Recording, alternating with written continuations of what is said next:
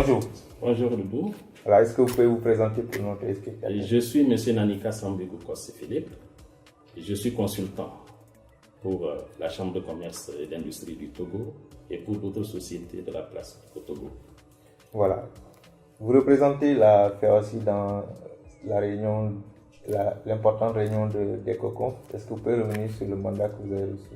Merci beaucoup. Je crois que cette rencontre dont j'ai eu le privilège d'être désigné par le président de la FEOACI est d'importance très capitale pour le secteur privé.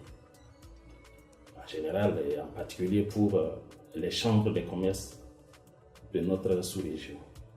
Et vous convenez avec moi que cette rencontre est le processus qui avait été enclenché en novembre dernier dans la mise en place des infrastructures qualité pour la CEDEAO. Et je crois bien que vous êtes d'avis avec moi qu'aujourd'hui, le monde est piloté par le commerce. Et pour aller sur un marché, il faut avoir des produits compétitifs. Et cette compétitivité entraîne la concurrence qui, en fait, sont d'une part le manque d'informations nécessaires pour présenter un produit de qualité et d'autre part l'ignorance de comprendre que le consommateur a besoin aujourd'hui d'informations et de produits de qualité pour pouvoir s'épanouir. Et comme c'est des obligations régaliennes de nos États, au niveau du secteur privé, tel que les chambres de commerce, c'est capital d'avoir ces infrastructures. Donc, en termes d'infrastructures, on y arrive. Hein. Vous êtes en train de réfléchir sur la mise en place d'une marque de certification pour la CEDEAO.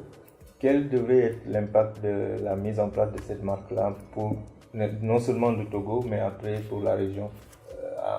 Je veux parler en termes d'impact sur les organisations privées. Exactement. Comme je le disais, pour accéder à un marché, il faut d'abord avoir un produit concurrentiel et compétitif. Ça veut dire que le produit doit être de qualité.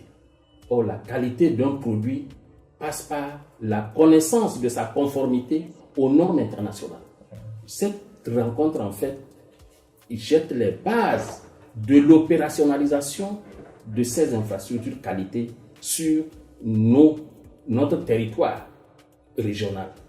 Et l'impact que cette rencontre va induire au niveau du secteur privé, c'est que l'information sur les principes qui gouvernent la production des produits de qualité va être mise en œuvre. Le savoir-faire va être mis en œuvre. Et autour de ces deux éléments viendront l'épanouissement des populations. Nous sommes dans un secteur où le commerce n'est plus le commerce d'hier. Parce que au niveau du système commercial multilatéral, tout a été ficelé et aujourd'hui le commerce des marchandises s'est substitué et même est en train de ne plus avoir de la valeur ajoutée comme le système du commerce des services et le commerce de la propriété intellectuelle aujourd'hui qui prennent le pas. Alors la marque de certification pour nous dans le secteur privé est une aubaine pour pouvoir d'une part rentabiliser nos investissements et d'autre part contribuer à réduire le chômage. Parce qu'aujourd'hui, quand vous regardez, c'est le secteur privé qui est le créateur d'emplois. C'est dire que toute la richesse tourne autour du secteur privé. Et si les chefs d'État ont pu avoir le réflexe de comprendre et d'accepter mettre en place ces infrastructures, je crois que vous convenez avec moi que la FEOACI ne peut que se saisir de cette opportunité pour promouvoir les investissements qui d'ailleurs sont consentis à partir des économies de nos membres. Donc ça veut dire que les institutions parties prenantes, la CEDEAO, l'Union européenne et l'ONUDI peuvent être confiants à ce niveau-là que la FEOACI va être le porte-drapeau pour la promotion de cette marque de certification au niveau de la région. Je crois que cette question même n'a même plus besoin d'être posée. Vous avez suivi un peu les débats et les contributions pour enrichir les documents de base. C'est des orientations. Et les contributions de la FEOACI sont importantes par rapport à tout ce qui a été préparé. Et je vous dis en confidence que le président de la FEOACI, c'est un monsieur d'orientation, c'est un monsieur de vision.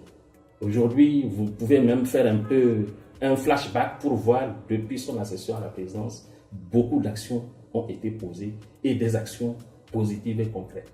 Donc aujourd'hui, le secteur privé au niveau de la Fédération des entreprises du commerce et de l'industrie, aujourd'hui, la sous-région est orientée industrie parce qu'on veut promouvoir les exportations. Et quand vous vous référez à la politique commerciale commune de la CEDEAO, je pense qu'il y a beaucoup d'éléments qui ont milité en faveur du secteur privé parce que c'est des éléments qui ont pris en compte les besoins des opérateurs économiques. Donc c'est le lieu de les remercier pour tout l'apport qui en définitive et in fine va rejaillir sur les consommateurs, donc sur le secteur privé. Évidemment, c'est que nous les soutenons et nous les remercions infiniment pour leur engagement et leur accompagnement et qu'ils ne seront jamais déçus si réellement nous-mêmes nous sommes portés le projet. Permettez-vous de les remercier directement et de les citer. Merci beaucoup. L'ONUDI en tête, et l'Union européenne et la CEDEAO, sans oublier l'UEMOA. Je crois qu'aujourd'hui, la FEWACI doit s'en réjouir. Et tenez-vous bien, toutes ces organisations, qu'elles soient rassurées qu'elles verront toujours la FEWACI devant pour jouer son rôle de caisse de résonance pour la promotion de la qualité des produits et des produits entre guillemets, parce qu'il y a les produits tangibles et intangibles pour la promotion et l'épanouissement de nos populations. Je vous remercie. Nous vous remercions.